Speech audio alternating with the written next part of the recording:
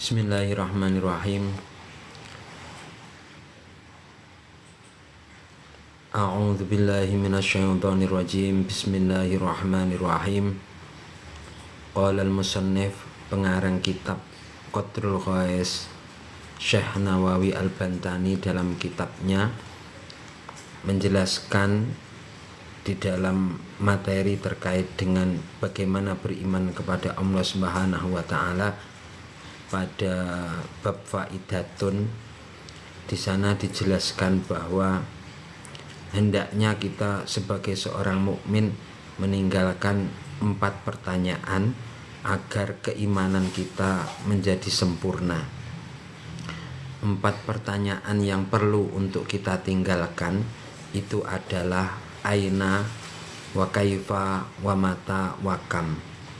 Di mana Allah, bagaimana keadaan Allah, kapan Allah, wa kam, dan berapa Allah itu. Maka pertanyaan itu hendaknya kita tinggalkan. Kenapa? Hal ini bukan karena Allah tidak ingin kita kenal, akan tetapi sesungguhnya karena kita harus sadar bahwa kita dalam berpikir, bertindak selalu dibatasi oleh ruang dan waktu. Sedangkan Allah Subhanahu wa taala itu terbebas dari materi, ruang dan waktu. Sehingga kita harus sadar bahwa kita begitu rapuh, lemah dalam memahami Allah yang kita terbatas, sedangkan Allah tidak terbatas. Maka kita tidak akan sampai, sebuah kemustahilan untuk memahami hakikat Allah Subhanahu wa taala. Oleh karena itu, ketika kita memaksakan untuk mengenal zatnya Allah Subhanahu wa taala, mempelajari zatnya Allah Subhanahu wa taala, maka sesungguhnya itu adalah sebuah kemusyrikan yang kita lakukan, karena kita memaksakan diri dari diri kita yang lemah, tidak mampu, dan juga selalu terikat oleh materi, ruang, dan waktu itu untuk memaksakan memahami zat yang tidak terikat dengan materi, ruang, dan waktu. Ini adalah sebuah kemustahilan. Maka ketika ada 4 pertanyaan ini, hendaknya kita tinggalkan saja. Dan ketika kemudian pertanyaan ini terus menghujam di dalam benak kita, maka pertanyaan yang pertama kemarin terkait dengan aina, di mana Allah Subhanahu wa taala, telah kita jelaskan pada pertemuan sebelumnya. Dan malam hari ini kita akan membahas secara lebih khusus terkait dengan pertanyaan wa kaifa, dan bagaimana keadaan Allah Subhanahu wa taala itu. Maka ketika pertanyaan tersebut muncul, bagaimana kita harus menjawabnya. Sahabat-sahabat salik yang dirahmati oleh Allah Subhanahu wa taala, sesungguhnya ketika muncul pertanyaan wa in qala laka kaifa Allah Subhanahu wa taala, dan jika ada yang bertanya kepadamu bagaimana Allah Subhanahu wa taala, bagaimana keadaan Allah Subhanahu wa taala, bagaimana wujud Allah Subhanahu wa taala, terkait dengan pertanyaan kaifa, bagaimana, yang semuanya dilabelkan pertanyaan ini kepada Allah Subhanahu wa taala, ini maka kita perlu menjawab dengan sebuah jawaban yang mengikuti dalil yang jelas, bahwa sesungguhnya pertanyaan ini merupakan pertanyaan yang sangat dalam, dan ini adalah gambaran dari pertanyaan seorang manusia, yang manusia itu tidak akan berhenti untuk bertanya terkait dengan bagaimana Tuhan mereka itu, bentuknya bagaimana, wujudnya bagaimana, tingkah lakunya bagaimana, sifatnya bagaimana, dan lain sebagainya. Karena apa? Karena manusia itu sebelum tergambar di dalam benaknya, di dalam akalnya, di dalam imajinasinya tentang jawaban bagaimana, akan selalu muncul pertanyaan tersebut, disebabkan karena manusia ini sudah terbiasa untuk menggambarkan sesuatu itu sesuai dengan pengalaman hidupnya. Pengalaman hidup manusia itu selalu terkait dengan materi, ruang, dan waktu. Oleh karena itu, ketika ditanya tentang hal misalkan bagaimana bentuk gajah, maka kita pasti akan menjawab di dalam pikiran kita, hati kita, dan ucapan kita bahwa gajah itu harus digambarkan sesuai dengan yang pengalaman kita melihat gajah. Ini adalah jawaban yang dibutuhkan oleh ego kita yang menuntut sebuah jawaban dari pertanyaan bagaimana itu. Dan jawaban yang kita munculkan itu nanti pasti juga selalu dikaitkan dengan pengalaman hidup kita, artinya dikaitkan dengan materi, ruang, dan waktu. Sebelum menemukan jawaban itu, biasanya tidak akan puas. Inilah yang kemudian menyebabkan agama-agama selain Islam, termasuk orang-orang kafir Quraisy, itu dulu ya pada akhirnya memaksakan untuk menggambarkan Tuhan itu dalam wujud berhala-berhala sesembahannya.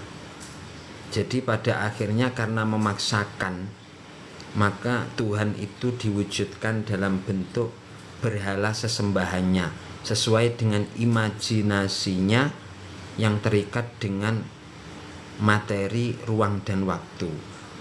Maka ya Tuhan akhirnya digambarkan sebagai berhala yang memiliki tangan, ada yang tangannya banyak, kemudian memiliki wajah, ada yang cantik tampan, memiliki fisik sesuai dengan gambaran yang ada pada dirinya. Ini adalah efek samping dari pemaksaan kehendak untuk menafsirkan Tuhan sesuai dengan ego diri manusia, yang penggambaran tersebut akhirnya tergelincir kepada penggambaran yang terikat dengan materi, ruang, dan waktu. Inilah yang terjadi di dalam agama-agama yang melakukan penyembahan terhadap berhala. Lantas Islam bagaimana? Agama Islam dengan jelas memberikan jawaban atas pertanyaan wa in qala laka kaifa Allah itu, bagaimana Allah itu. Islam jelas memberikan jawaban. Faqullahu, maka katakan bahwa Allah Subhanahu wa ta'ala itu laisa kamitslihi syai'un, tidak ada sesuatu pun yang serupa dengannya.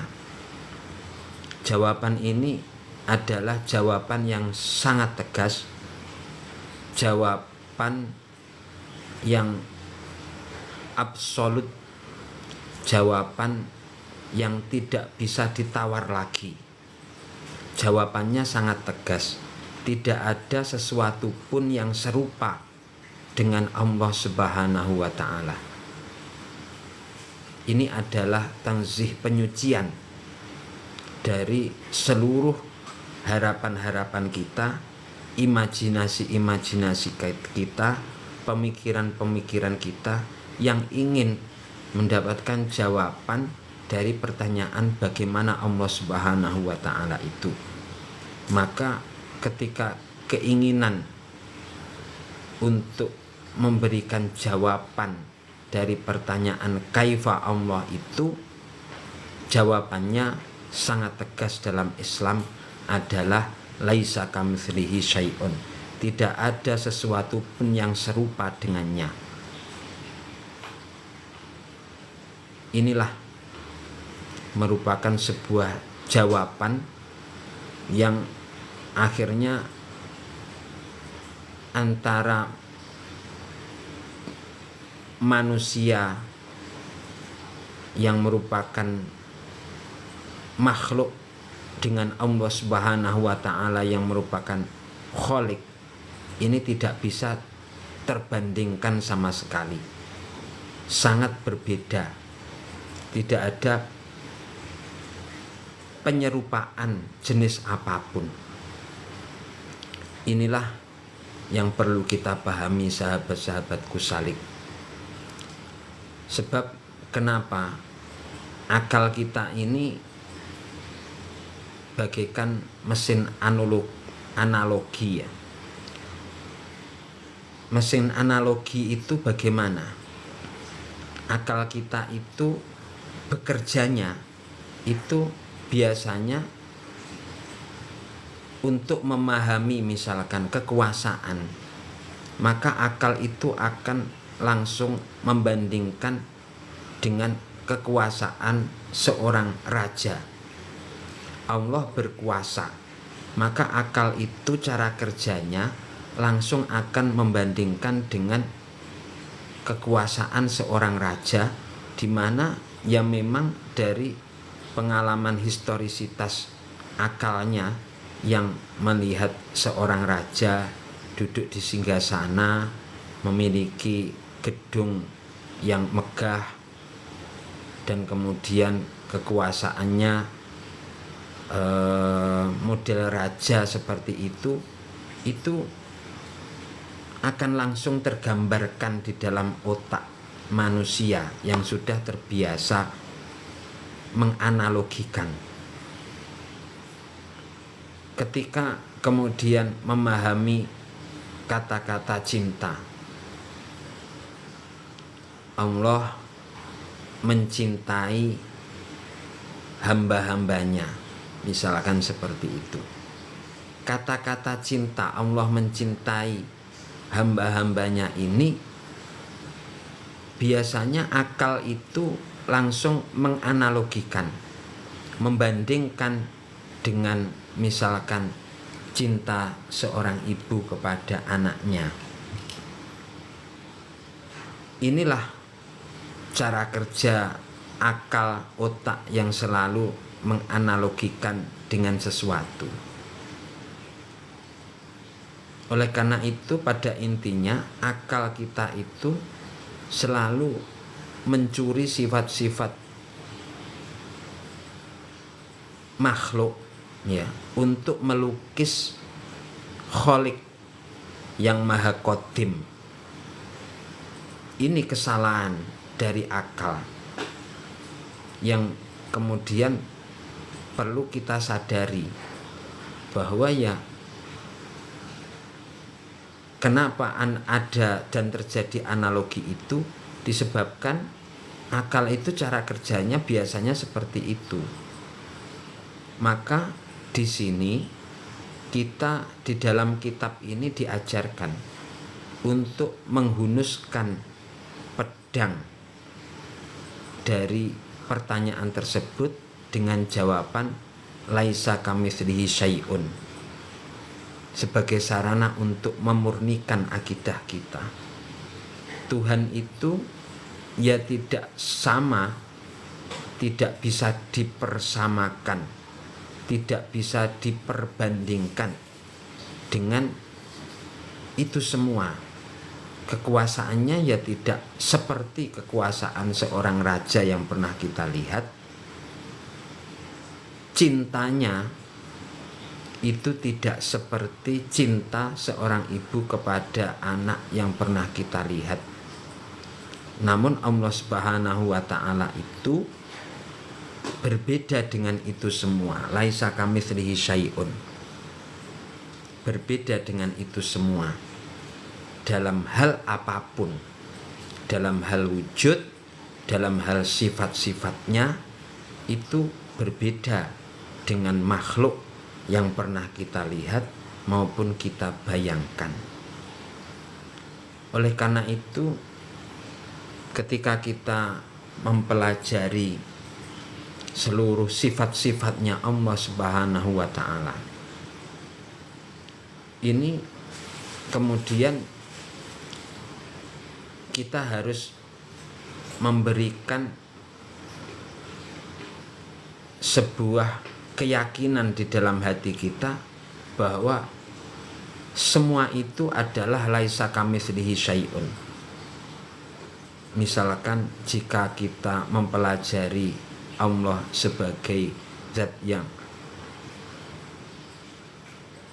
memiliki sifat al-qadir, maha kuasa, al-murid, maha berkehendak, maka sesungguhnya jangan kita itu membayangkan kekuasaan dan kehendaknya itu bagaikan seperti makhluk, karena kekuasaannya al-qadirnya itu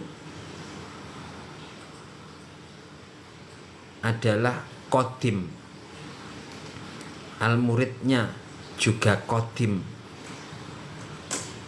yang semua itu berbeda dengan makhluk.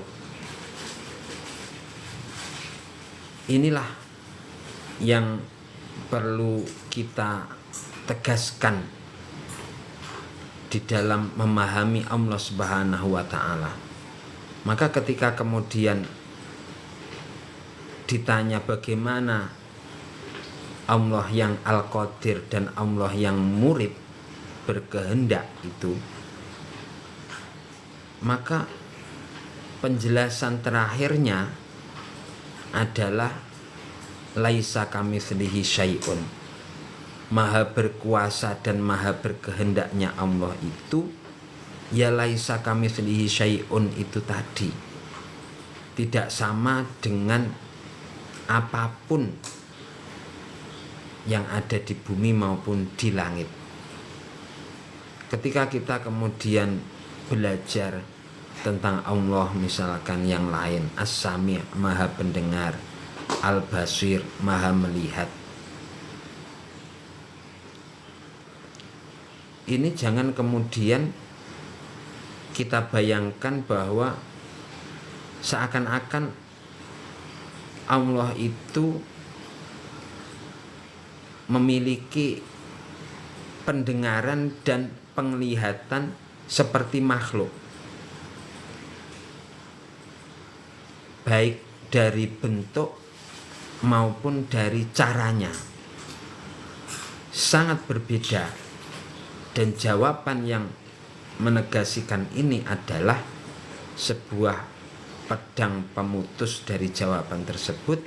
Sesungguhnya Allah yang Sami' dan Allah yang Basir itu pendengarannya maupun penglihatannya adalah laisa kamitslihi syai'un, berbeda dengan apapun.